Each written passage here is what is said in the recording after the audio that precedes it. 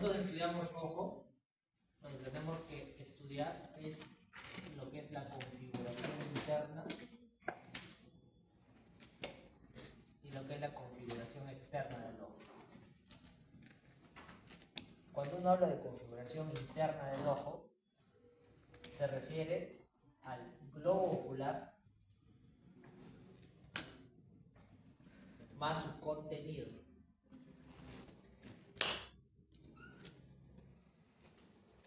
En un dibujo sería así: esclera, córnea, pupila y todo lo que esté adentro. ¿Ya? Así se llama configuración interna. El globo ocular y contenido. Y la configuración externa vienen a ser los músculos extrínsecos del ojo. ¿Se acuerdan? En la clase pasada hicimos un bosquejo y hicimos un dibujito acá, otro acá, y hablamos de los músculos, los rectos, los oblicuos. Eso, las glándulas, las mucosas y los anexos. ¿Qué glándulas? La glándula lacrimal. ¿Qué mucosas? La mucosa palpebral. ¿Qué anexos? Los párpados, pestañas, la carúncula, ¿no? Donde el drenaje de la glándula lacrimal, perdón, de las lágrimas, el conducto lacrimal. ¿Ya? O sea, quiere decir todo lo que acompaña al globo ocular, ¿no? Los músculos, la glándula lacrimal, los canalículos, la carúncula, el conducto lacrimal, el párpado, y entre el párpado y la esclera, la conjuntiva palpebral. ¿Sí? Esa es configuración externa. ¿Estamos? Entonces vamos a ver primero lo que es configuración interna. Para eso, ustedes tienen que acordarse de cuando hablan de configuración interna, tienen que acordarse de la regla de 3 y 3. ¿Alguien sabe qué es eso? 3 túnicas y 3 cámaras. ¿Ya? Cuando uno habla de las túnicas del ojo, tiene que recordar que existen 3. La túnica externa, o también llamada fibrosa,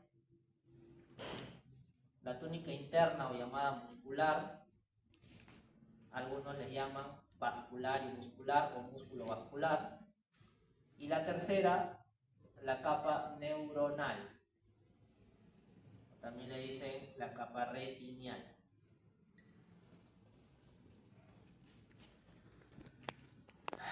En la capa fibrosa vas a tener a 2 elementos importantes: a la esclera o la esclerótica, esa capa blanquecina que hay alrededor del ojo, ¿no? El globo ocular, y la córnea. A nivel de la capa muscular o músculo vascular, que también se le conoce como uvea,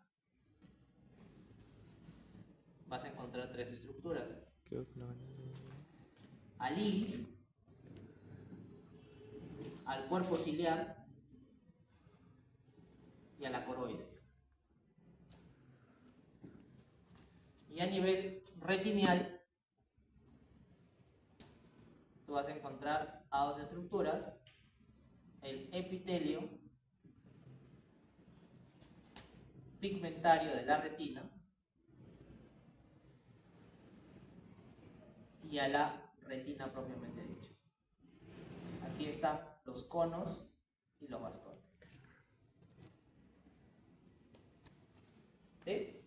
Entonces, cuando habla de configuración interna, a eso me refería con regla de 3 y 3, 3 túnicas. Y estas 3 túnicas nos van a dar las 3 cámaras. Ahorita la vamos a ver.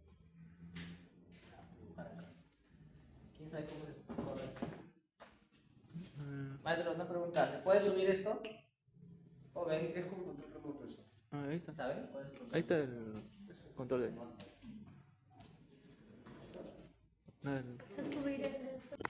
Primero vamos a hacer la túnica fibrosa.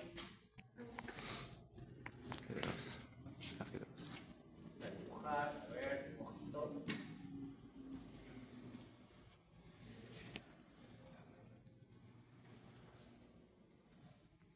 Esto que estoy dibujando es un ojo visto desde sagital. Globo ocular lo estamos cortando por el medio, un corte sagital. ¿Sí? Este de aquí vendría a ser la esclera o la esclerótica, esa porción blanca que tiene el ojo. ¿Ya? Como ustedes pueden ver, presenta dos interrupciones. Una en su cara anterior, esto es anterior, y una interrupción en su cara posterior. La interrupción en la cara posterior está dada por el disco óptico, ya que aquí va a venir el nervio óptico. Y claramente no puede haber esclera cubriendo el nervio óptico porque si no la señal de transmisión nerviosa no pasaría. Y está interrumpida en su cara anterior por esa estructura que es la córnea, que es el elemento del ojo anatómico que es trasplantable. Cuando hay un donante cadavérico, se hace una ablación multiorgánica. Eso quiere decir que se toman todos los órganos de ese donante, ¿no? Entonces, también se usa el ojo, pero no todo el ojo, sino solamente la córnea. Esas córneas se retiran y se implantan en otros pacientes que necesitan para lo que es recuperar la visión. ¿Ya? Es un elemento o un elemento anatómico que se trasplanta. ¿Ya? Y claramente la esclera está interrumpida por la córnea, porque imagínense que todo estuviera de esclera, la luz y las imágenes no pasarían, ¿no? ¿Cierto? Tiene que pasar la luz por algún lado, las imágenes y justamente pasan por acá. ¿Entiende, no? Para el ingreso. Por acá. Si estuviera recubierto y continuaría la esclera por acá, no veríamos nada, estaríamos ciegos. Este punto, que ustedes ven aquí, es el limbo esclerocorneal. Y permite, o evita, mejor dicho, que la esclera se contacte o se fusione con la córnea para que la córnea no se queratinice, o sea, no se ponga opaca. Y segundo,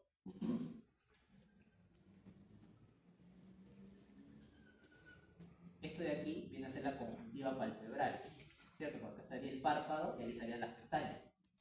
¿Sí? Es para que esta conjuntiva palpebral no humedezca a todo este borde externo de la córnea para que la imagen y los lentes no se empapen. Porque dense la idea de que esto es como si fuera la zona anterior del parabrisas de sus carros. Tienen carro viajado, ¿no? Un carro. O una luna en sus casas. Si está lloviendo y se empapa, no pueden ver adecuadamente a través del espejo, ¿correcto? De la luna. Sucede lo mismo. ¿Ya? Porque la hidratación de la córnea viene desde dentro. Ahora van a ver a raíz de qué viene. Entonces, esto de aquí viene a ser la túnica fibrosa. ¿Estamos? Ahora vamos a hacer la túnica muscular o la llamada úvea. Primero vamos a representar el iris. El iris está representado así, en un corte sagital, pero vamos ahora, por un momento voy a ampliar acá, vamos a ver el ojo visto desde anterior, para que vean cómo realmente es el iris. ¿Ya?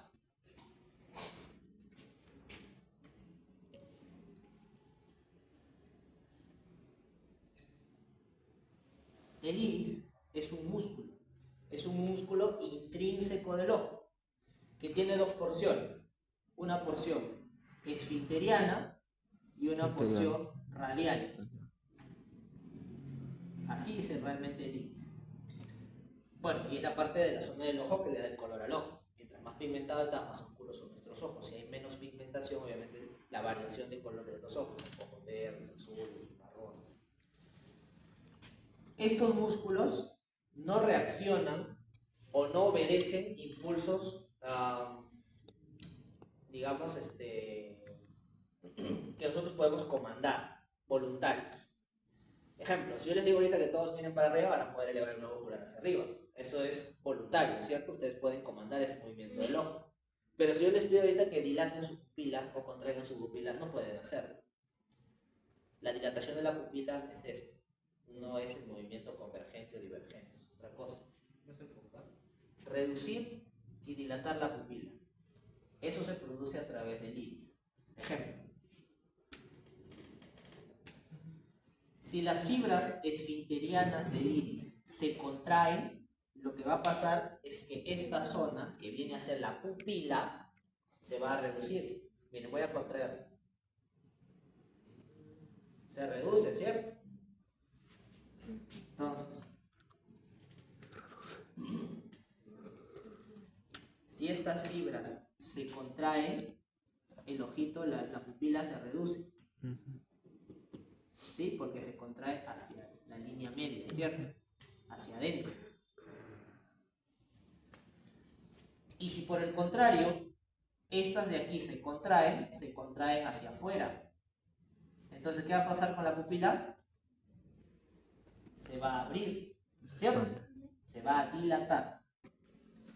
Entonces, este músculo de acá, los esfinterianos, son diferentes que los radiales y responden a diferentes estímulos nerviosos. Como esto de aquí es voluntario o involuntario. Involuntario dijimos, ¿cierto? Ya quedó claro. Eso quiere decir que este músculo no es estriado esquelético, sino es músculo liso. Cuando ustedes estudian histología, en la primera clase estudiaron músculos, les dijeron que había el músculo estriado esquelético, el músculo liso, el músculo cardíaco. De estos tres, estos dos son involuntarios y este de acá es voluntario. ¿Estamos? Los músculos de la extremidad superior que han estudiado, bíceps, tríceps, pronadores, bla, bla, bla, bla, bla, son músculos voluntarios. Son músculos estriados esqueléticos. En cambio, el iris es músculo liso, no lo puedes controlar. El músculo cardíaco tampoco, por eso no puedes controlar los latidos del corazón. También es involuntario. Es involuntario, pero está comandado por sistema nervioso. ¿Pero qué sistema nervioso? El sistema nervioso vegetativo. Sistema nervioso vegetativo. También llamado autonómico. El sistema nervioso vegetativo autonómico, sistema nervioso vegetativo, se divide en dos. Sistema nervioso vegetativo parasimpático y sistema nervioso vegetativo simpático.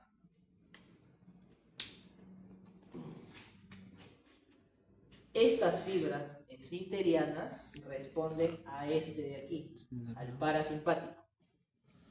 Mientras que las radiales responden al simpático. Ejemplo. Estoy caminando en el bosque y me encuentro con un león. Estamos los dos solitos.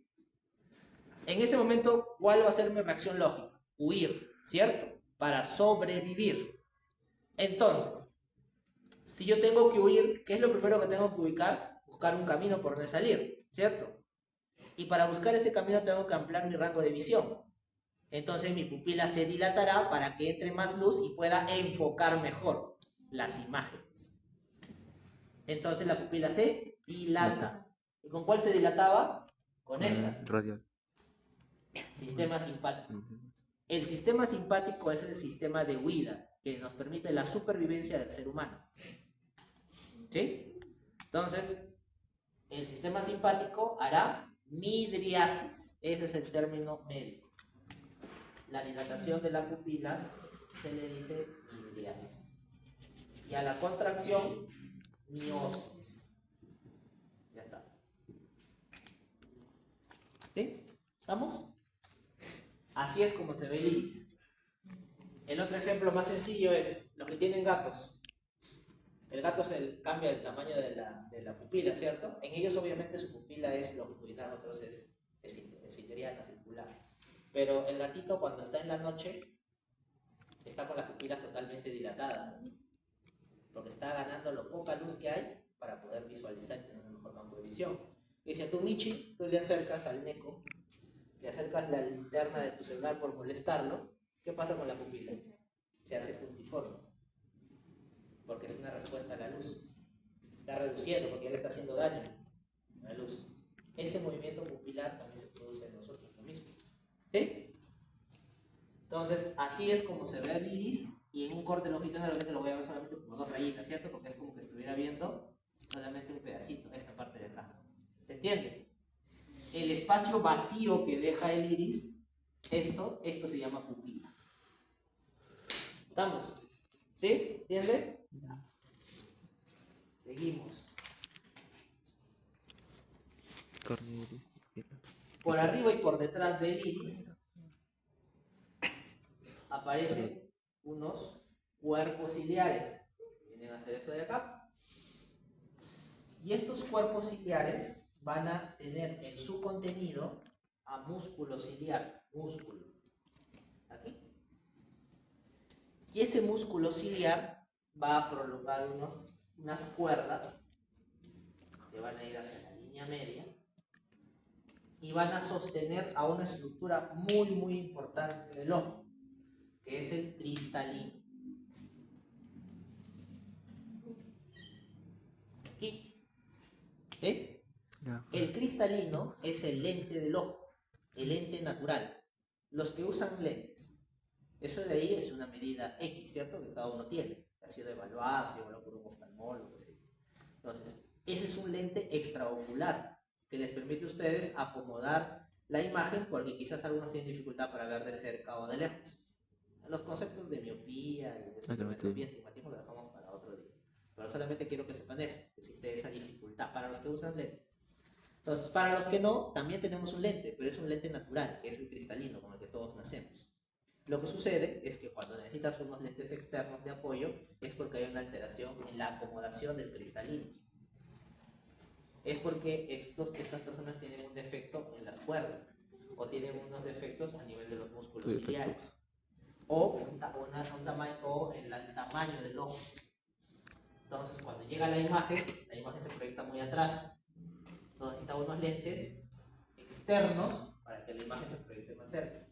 Yo sé que ustedes han estudiado física y se acuerdan de óptica, ¿no? Yo supongo que saben. Entonces, no nos detengamos mucho en eso. Cuando entra aquí la luz y la imagen, acá hay un fenómeno de refracción que es producido por el cristalino. Y ese cristalino me ayuda a poder acomodar la visión de cerca y de lejos. El fenómeno de acomodación. Ejemplo, estás en la cafetería, Justin lo llaman, el pata está allá en la cochera. Él está comiendo, ¿no? Y levanta la cara y primero no lo reconoce a Chacón. Pero luego de unos segundos se da cuenta y dice, ah, no, ese perro está Mario, es Chacón. Pero se demoró en reconocerlo. Se nota. Entonces, pero demoró una fracción de segundo. Esas fracciones de segundo es la acomodación del cristalino. ¿Qué pasó en él? Como estaba cerca y estaba comiendo, viendo su celular, probablemente estudiando, ¿no? Probablemente estudiando anatomía. Entonces su cristalino estaba redondito, porque no necesitaba. Pero como ahora necesita ver desde lejos, lo que hace el músculo ciliar es contraerse hacia arriba y jalar al cristalino para que ya no tenga esa posición, sino se ve así.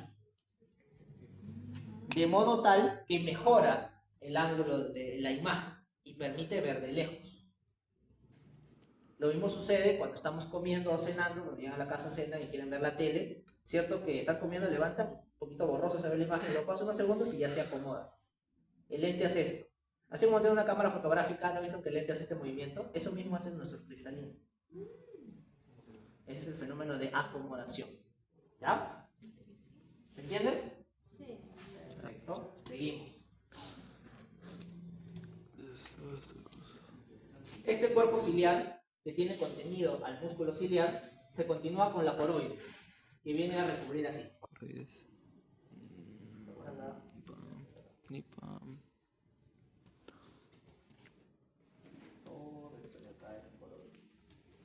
Y como les dije, a la coroides también se le conoce como, bueno, la coroides o todo el complejo se le conoce como uvea y también se le conoce como complejo musculovascular. Y es porque la coroides tiene la función de entregar nutrientes a través de microvasculatura, o sea, pequeñitos vasos sanguíneos mínimos, que no vale la pena perder su nombre, que se encargan de darle nutrición a todo el territorio del ojo. Es grande. Y lo recubre. Esa es como que la túnica o la capa intermedia. ¿Se dan cuenta? ¿Sí?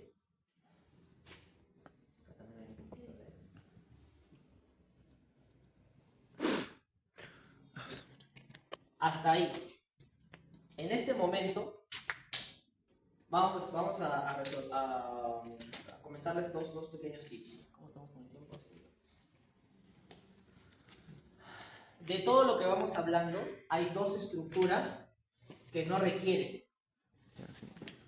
esta uvia, este coroides, ¿no? Estamos hablando que la uvia, que es todo lo que estamos en rojo, menos la retina, menos la córnea, tiene sangre, ¿cierto?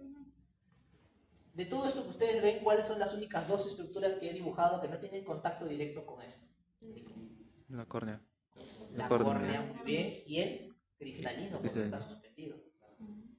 La córnea y el cristalino son las dos únicas estructuras anatómicas de la configuración interna del ojo que no son vascularizadas.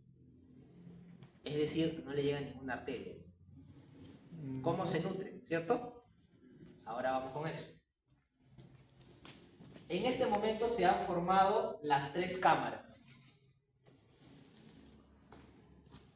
Una cámara anterior, una cámara posterior y una cámara vitrea. Ahí están las tres cámaras.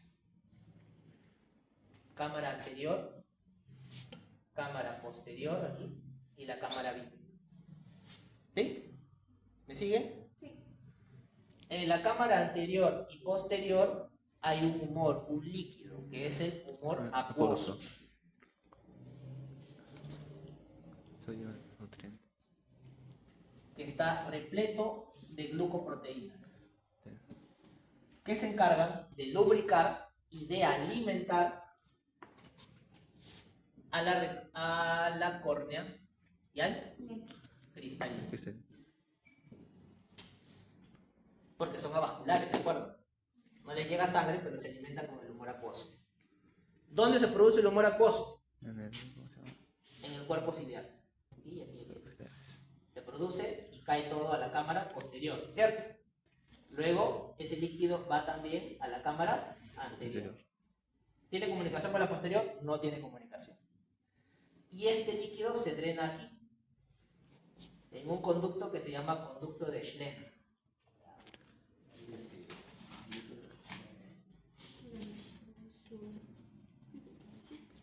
Conducto de Schlenn.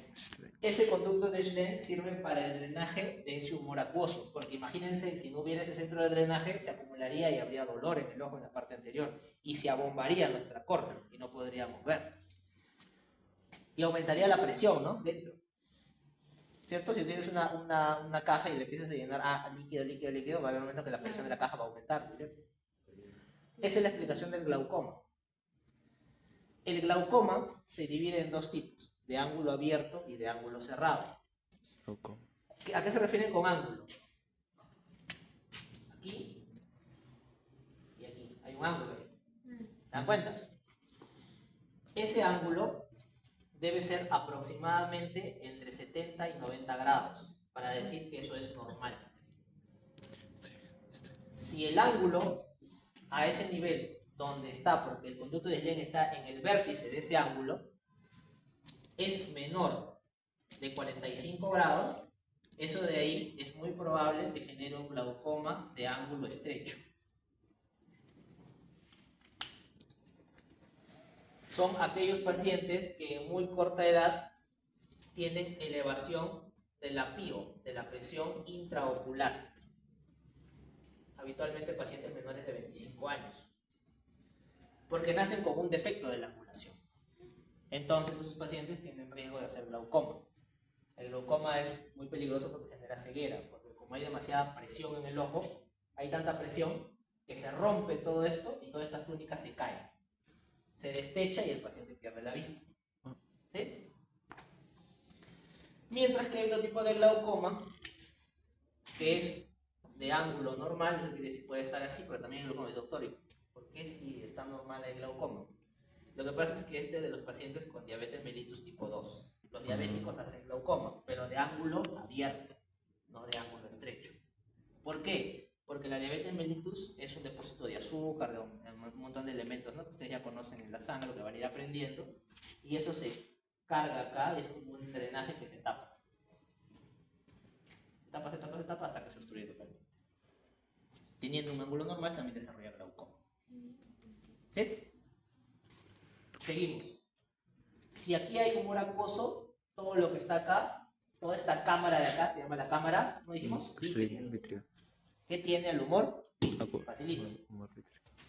Ese se confunde, no sé por qué se confunde. Cámara vítrea, humor vítreo. Simple. Problema. Esto está en la cámara vítrea. Lo que hay que acordarse es la cámara anterior y posterior, cómo se configura, como ven acá. Y que ahí adentro en ambos está el humor acuoso. Listo, ahora nos falta esta última capa. Miren qué complejo es el ojo. La última capa es la capa retinial, que viene de aquí. Y hace esto, miren.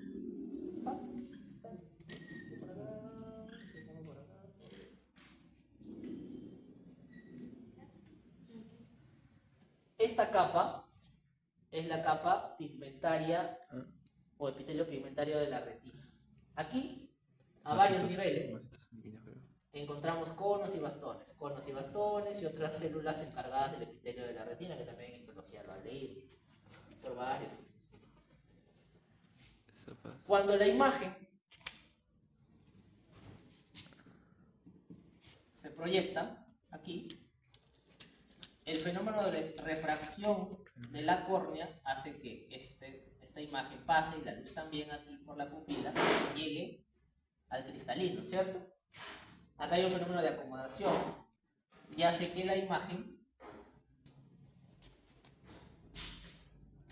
se invierta. De modo tal que aquí se ve así.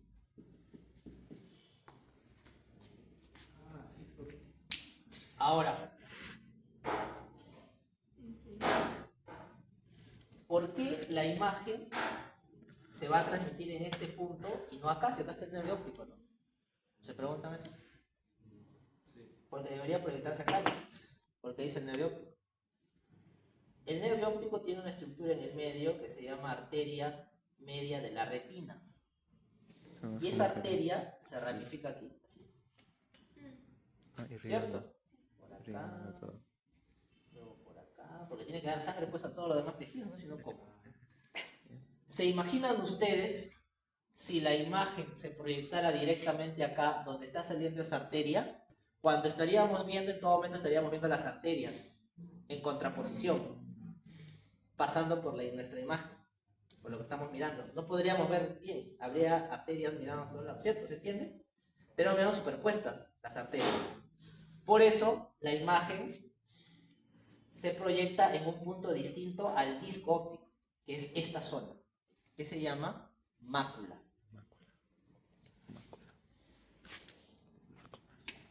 Esta zona de acá se llama mácula.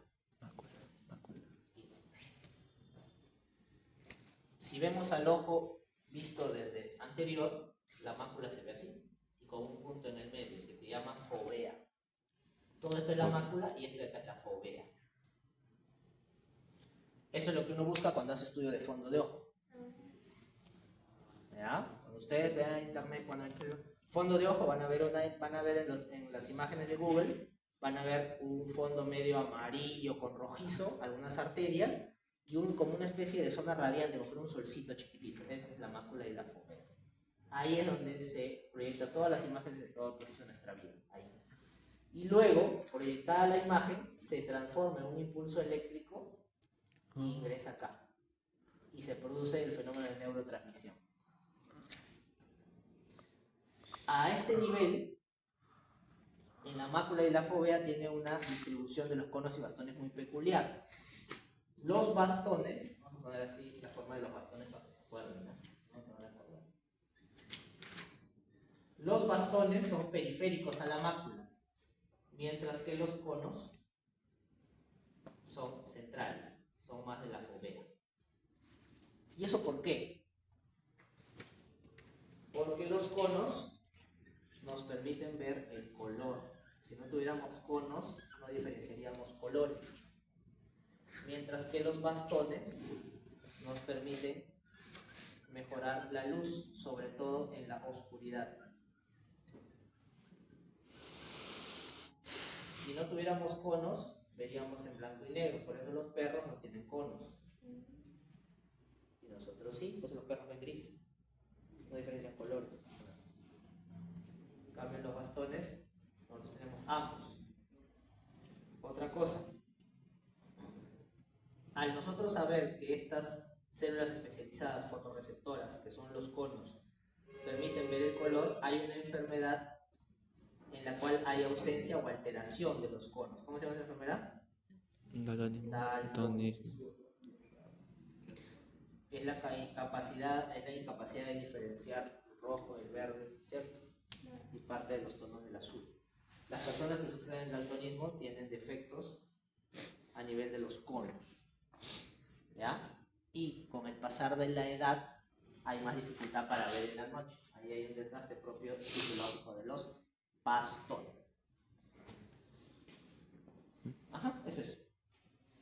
¿Qué les parece? Interesante. ¿De masterclass? Mejor que embrio, profe. Mejor que embrio. Ya, eso es configuración interfaz externa. Ya. Y si se pierde la vista y no se puede recuperar. Es una pregunta un poquito compleja, o sea, habría que... Depende de dónde es la lesión. ¿Dónde?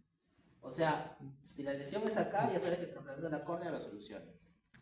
Hoy en día también hay cirugía en el cristalino, también se puede recuperar. O sea, el fenómeno es, la pérdida de la visión es por refracción o por acomodación. Tienes que estudiarlo primero. Si es un infarto y compromete todas las arterias de acá, definitivamente ese ojo se ha perdido. Si hay un traumatismo directo y el globo ocular se lacera, se secciona, se sale el globo ocular, se quema el globo ocular, o se rompe totalmente el globo, porque a veces hay accidentes de alto tránsito de mucho impacto que el globo ocular estalla. Eso es, definitivamente se pierde. Si hay una sección del nervio óptico, también obviamente se pierde. ¿Ya? O sea, si pierdes la vista por un elemento traumático que altera la anatomía del ojo, irreversiblemente sí. Pero si hay defectos de refracción, de acomodación, no necesariamente. Igual también en el glaucoma con el tiempo pierde la vista, pero hay cirugías también que ayudan a mejorar el ángulo. También se opera. Los oftalmólogos, si alguien quiere hacer oftalmología, se subdividen en ramas de estas tres túnicas. Su división de su especialidad se da aquí. Hay oftalmólogos que ven solo lo que es córnea. ¿Conocen el Instituto Nacional de Oftalmología y Lino? Ya. Cuando ustedes van, piden una consulta, no les van a como oftalmólogos, todos son oftalmólogos. Ahí es a qué su especialidad estás yendo. ¿Estás yendo a lo que ven las córneas? ¿Estás yendo al especialista en uvea o estás viendo al especialista en retina? Su especialidad de los oftalmólogos se divide en eso. Y habiendo hecho la subespecialidad, ya se encargan de ver solamente esa parte del ojo. No todo el ojo, sino esa pequeña parte, porque como pueden ver, cada espacio o cada estructura pequeña tiene una función específica. ¿Ya?